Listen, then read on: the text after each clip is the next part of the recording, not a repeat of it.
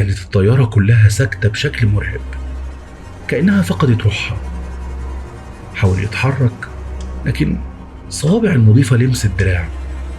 كانت باردة، مش باردة لأ، كانت ميتة. أهلا بكم من جديد، معكم أيمن أبو العلا، ودي قناة قارئ. النهاردة مع تاني تجربة في القناة باللهجة العامية المصرية، وهي قصة رحلة 709 للكاتب محمود رجب. هتعجبكم إن شاء الله، ومش عايز أفكرك بقى تعمل اللايك الجميل وتكتب لي رأيك في الكومنتات على الفيديو.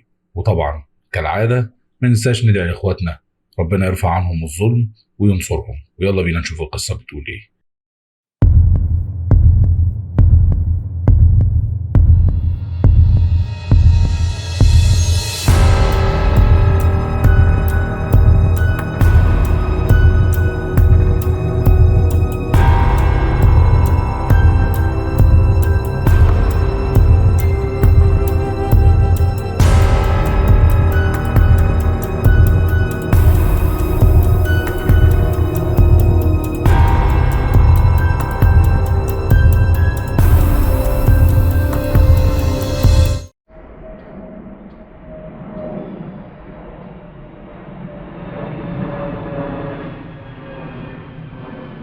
الساعة كانت حوالي 1 بعد نص الليل، والرحلة رقم 709 أقلعت من مطار القاهرة الدولي متجهة إلى باريس. الطيارة كانت من النوع الكبير، كراسيها مريحة والإضاءة هادية، والركاب أغلبهم إما نايمين أو مغمضين عيونهم. الجو هادي تماما، وصوت الموتور بيغطي على أي همس داخل الكابينة. الطاقم بدأ يوزع المشروبات، والناس اللي لسه صاحية بيحاولوا يشغلوا نفسهم بأي حاجة، قراية، سماع موسيقى، أو أي حاجة.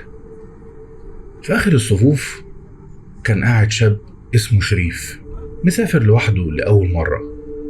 كان مضطرب شوية، مش من الطيران، لكن إحساس غريب بدأ يجيله من أول ما دخل الطيارة. حس إن الجو مش طبيعي، كأن في حاجة تقيلة في الهواء، كأن الطيارة مش عادية. حاول يتجاهل الإحساس ده ويفتح الشباك اللي جنبه. الدنيا كانت ضلمة بره، إلا من شوية نجوم بعيدة جدا. فجأة لمحت عينه حركة عند الإزاز، حاجة سريعة جدا، كأن حد عدى قدام الشباك من بره الطيارة. قلبه وقع في رجله، لكنه حاول يهدي نفسه. أكيد أوهام، الطيارة ماشية بسرعة فظيعة وعلى ارتفاع كبير جدا، مستحيل يكون في حد بره. لكن الإحساس ما فرقوش. بعد ثواني شريف حس إن في حد بيبص عليه، إحساس قوي جدا، زي ما يكون حد واقف جنبه بيبحلق فيه جامد. لف راسه ببطء وشافه وش مخيف جدا، لازق في إزاز الشباك من بره الطيارة. عيونه كانت سودة وواسعة، ملامحه ممسوحة كأنه وش شبح، جلده شفاف شبه الميتين، لكنه كان حي جدا. كان بيبص على شريف، وعينه كانت مليانة شر رهيب. شريف شهق بصوت عالي وترعش جسمه كله، قام من مكانه بسرعة لدرجة انه وقع على الأرض. المضيفة جريت عليه وهي بتسأله بقلق: حضرتك كويس؟ لكن شريف كان مش قادر ينطق، كان عمال يشاور على الشباك وهو بيتنفس بصعوبة. كل الناس اللي حواليه بصوا ناحية الشباك، لكن مفيش حاجة.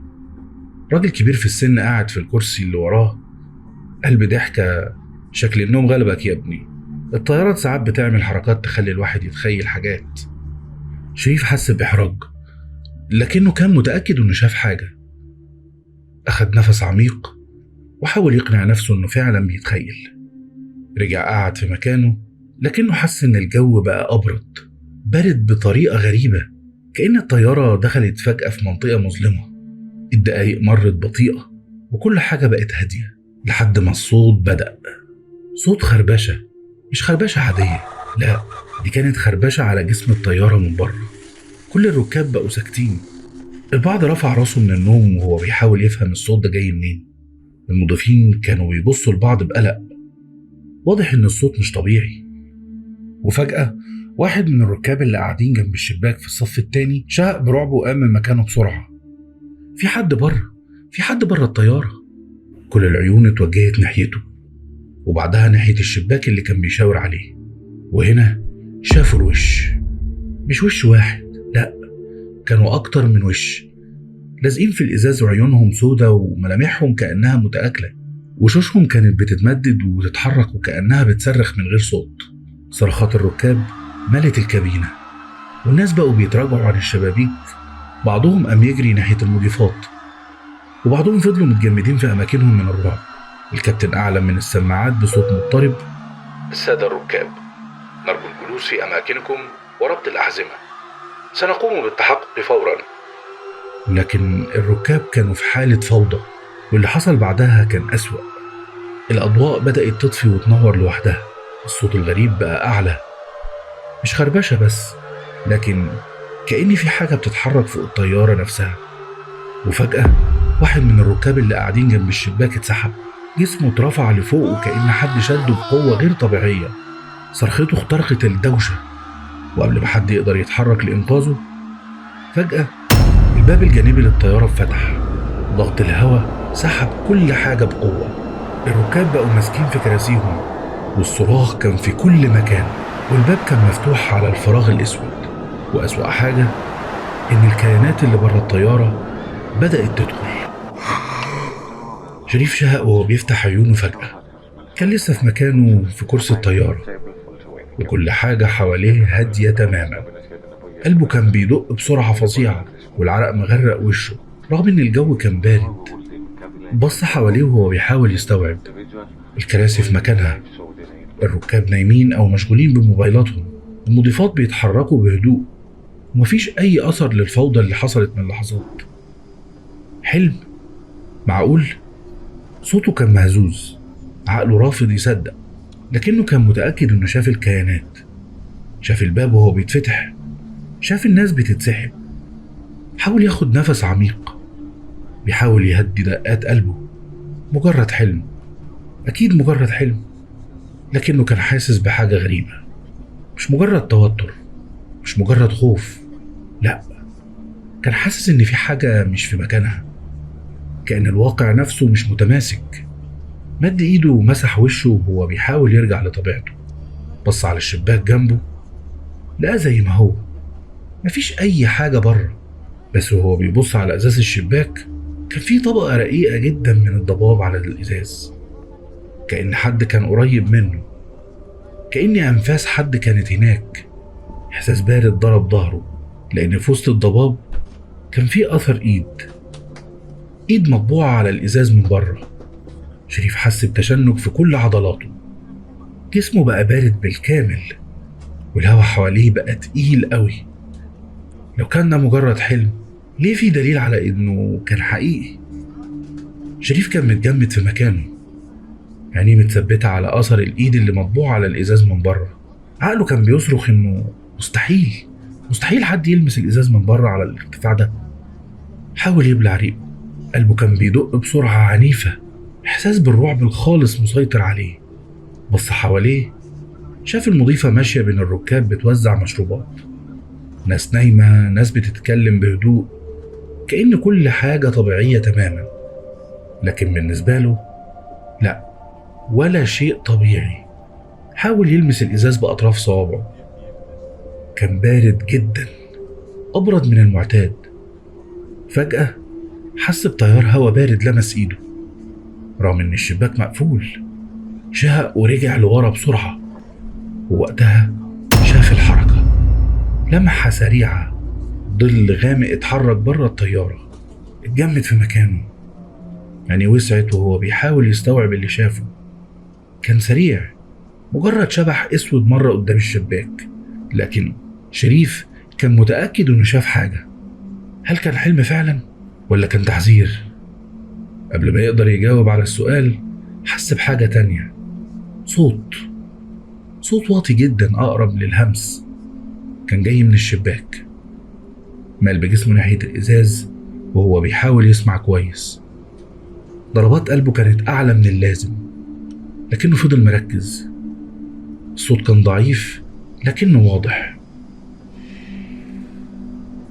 شهق ورجع لورا بسرعة، عينيه كانت مليانة رعب. حد نادى اسمه، حد بره الطيارة نده اسمه، ضرب الكرسي اللي قدامه وهو بيحاول يقف، لكنه حس بدوخة، كأن جسمه بقى تقيل فجأة. حط ايده على جبينه، كان عرقان ومتجمد في نفس الوقت. المضيفة شافته وراحت ناحيته بسرعة، قالت له: حضرتك كويس؟ وشك مخطوف. بصلها بعينين مذعورين، كان لسه بيحاول يستوعب اللي سمعه. قال لها: أنا بس حاسس بدوخة. ابتسمت بلطف وقالت: ممكن يكون ضغطك واطي، تحب شوية مية؟ هز راسه وهو لسه عينيه على الشباك، مفيش أي أثر للإيد، كأنها ما كانتش موجودة أصلا. لكن شريف كان عارف الحقيقة، هي كانت موجودة، ومفيش حاجة اختفت كده بدون سبب. المضيفة رجعت له بكوباية المية، ولما مدت ايديها تناول المية وقف الزمن للحظة. ايديها كانت مليانة خدوش سطحية، كأنها كانت بتحاول تخربش حاجة بإصرار. شريف رفع عينيه ببطء وبص في وشها، وهي ابتسمت، لكن الابتسامة كانت غلط، واسعة أكتر من اللازم، ثابتة أكتر من اللازم، وعينيها كانت سودة بالكامل. شريف حس بروحه بتتسحب من جسمه وهو بيبص في عيون المضيفة. كانت سودة تماما، ما فيهاش بياض، كأنها مش بشرية، كأنها حفرتين سود في وشها بتمتص أي نور حواليها. الابتسامة المرسومة على وشها فضلت ثابتة، باردة ومزعجة. إيده كانت بتترعش وهو بياخد منها كوباية المية، لكنه حس بحاجة غريبة. الكوباية كانت دافية، مش سخنة لكن دافية، كأن المية فيها مش مية. بإحساس غريزي بص جوه الكوباية، اللون كان غامق شوية. دم شهق ورمى الكوباية فورا. المية أو الدم اتبعترت على الأرض، والمضيفة فضلت واقفة بنفس الابتسامة ولا كأنها لاحظت اللي حصل. حاول يتحرك لكن جسمه بقى تقيل جدا. إحساس كأن الهوا حواليه تقل، كأن الجاذبية زادت فجأة، أو كأن حاجة مش مرئية بتضغط عليه. المضيفة ميلت راسها ببطء وقالت بصوت كان فيه صدى غريب: مش المفروض تكون هنا يا شريف. قلبه اتقبض، ازاي عرفت اسمه؟ بص حواليه، لكنه فجأة أدرك إن الكابينة بقت مختلفة. الإضاءة بقت باهتة أكتر، الركاب كانوا نايمين لكن نومهم كان غلط، أجسامهم مالت بزوايا غير طبيعية، كأنهم عرايس مكسورة. وأسوأ حاجة، صدرهم ما كانش بيتحرك، ما كانوش بيتنفسوا. كانت الطيارة كلها ساكتة بشكل مرعب، كأنها فقدت روحها. حاول يتحرك لكن صوابع المضيفة لمست دراعه، كانت باردة، مش باردة لأ، كانت ميتة.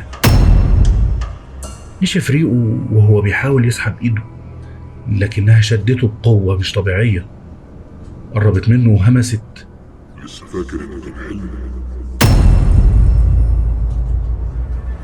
في اللحظة دي حس بحركة جنبه، بص بسرعة ناحية الشبابيك وحواجبه اترفعت في رعب. الكائنات اللي شافها في الحلم كانت واقفة بره لازقة في الإزاز، بصاله بعيون سودة، لكن المرة دي كانوا كتير. كل شباك في الطيارة كان وراه وش أو أكتر، وكانوا بيبتسموا ابتسامة عريضة، ابتسامة جعانة. وأسوأ حاجة، الباب الجانبي للطيارة بدأ يتهز، كأن كان فيه حد أو حاجة بتحاول تدخل. شريف كان قاعد مكانه، نفسه كان مضطرب جدا وقلبه بيدق بسرعة وهو بيحاول يستوعب اللي بيحصل. كان كل شيء حواليه طبيعي، كأن الكابوس اللي عاشه من لحظات ما كانش حقيقي. بص حواليه، مفيش أي أثر للمضيفة اللي كان شكلها مرعب، ولا للكائنات اللي كانت بره الطيارة. الباب الجانبي كان مقفول كويس وكل حاجة كانت في مكانها، لكنه كان متأكد إن اللي شافه ما كانش مجرد حلم. إيده لمست الحزام اللي كان مربوط عليه بإحكام. هو فاكر إنه كان بيتسحب ناحية الباب. إزاي كل حاجة رجعت طبيعية؟ قبل ما يستوعب سمع صوت الكابتن في السماعات الداخلية بيقول: السيدات والسادة، نعتذر عن الاضطراب الذي حصل منذ لحظات. مرينا بمنطقة اضطرابات جوية مفاجئة، لكن الوضع مستقر الآن، شكرا لتحملكم. اضطراب جوي؟ دي ما كانتش مجرد اهتزازات، دي كانت كارثة. دي كانت هتفتح باب الطيارة في نص الجو. حاول يهدي نفسه، بس لاحظ حاجة تانية. الراكب اللي كان قاعد جنبه راجل في الخمسينات، كان بيبص له بنظرة غريبة، كأنه عارف هو شاف ايه، وبصوت واطي قال له: شافوك مش كده؟ شريف اتجمد مكانه. الراجل مال عليه شوية وقال بهمس: الكيانات اللي بره شافوك، وزي ما توقعت حاولوا ياخدوك. ضربات قلب شريف زادت، وكل خلية في جسمه بقت متوترة. انت بتتكلم عن ايه؟ الراجل ابتسم ابتسامة حزينة وقال: انت مش اول واحد يحصل معاه كده. الرحلات الليلية الطويلة دي احيانا بتخترق اماكن مش المفروض نقرب منها، اماكن بين عالمنا وعالم تاني. شريف حس بقشعريرة في عموده الفقري. عالم اخر؟ تقصد ايه؟ الراجل تنهد وقال: في حاجات عايشة حوالينا، حاجات مش المفروض نشوفها، لكن احيانا لما حد بيبص من الشباك في التوقيت الغلط في المكان الغلط، هما اللي بيشوفوه، ومن اللحظة دي بيحاولوا ياخدوه. شريف بلع ريقه وهو بيهمس: بس انا لسه هنا. الراجل هز راسه ببطء وقال: لان في حد انقذك. شريف كان هيصرخ من التوتر. مين؟ الراجل بصله بنظرة عميقة وهمس: الطيارة نفسها. الراجل كمل بهدوء: الطيارات خصوصا اللي بتسافر في الجو لساعات طويلة كأنها كائنات حية عندها وعي بشكل ما، بتحس بالركاب اللي عليها، ولما بتحس ان حد منهم في خطر مش طبيعي بتحاول تحميه. شريف كان مش مصدق اي كلمة بيسمعها، بس في نفس الوقت كل حاجة كانت منطقية بطريقة مرعبة.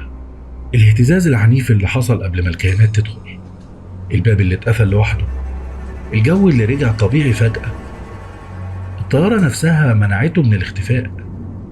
قبل ما يقدر يتكلم الراجل قال كلمة أخيرة: المهم دلوقتي إياك تبص من الشباك تاني. شريف حس بكلامه زي الطعنة في عقله. ببطء لف راسه ناحية الشباك. طبع الإيد رجع ظهر، لكنه المرة دي كان من جوه الطيارة. شريف كان بيتنفس بصعوبة، عينيه متسمرة على طبع الإيد اللي ظهر من جوه الشباك. كان جسمه متجمد، عقله بيرفض يصدق اللي بيحصل. بسرعة لف راسه ناحية الراجل اللي كان بيتكلم معاه، لكنه ما كانش موجود. الكرسي كان فاضي، شهق وقلبه بيضرب بجنون. بص حواليه، حدف عينه على المضيفين، الناس، أي حد ممكن يكون شاف اللي هو شافه، بس كل حاجة كانت طبيعية إلا هو. مد إيده بحذر ولمس الإزاز بطرف صوابعه. كان بارد جدا، أبرد من اللازم. وفجأة الإيد المطبوعة على الإزاز اتحركت، صوابعه اتفتحت أكتر كأنها بتحاول تمسكه. شريف سحب إيده فورا، قلبه كان هيقف. إياك تبص من الشباك، افتكر كلام الراجل وحس برعشة عنيفة في جسمه. بلع ريقه وسحب الستارة بسرعة، قفل الشباك بإحكام. ما كانش عايز يعرف إيه اللي وراها، ما كانش عايز يشوف أي حاجة تانية. فضل في مكانه ضاغط على الستارة، رافض يتحرك، مستني الرحلة تخلص بأي شكل.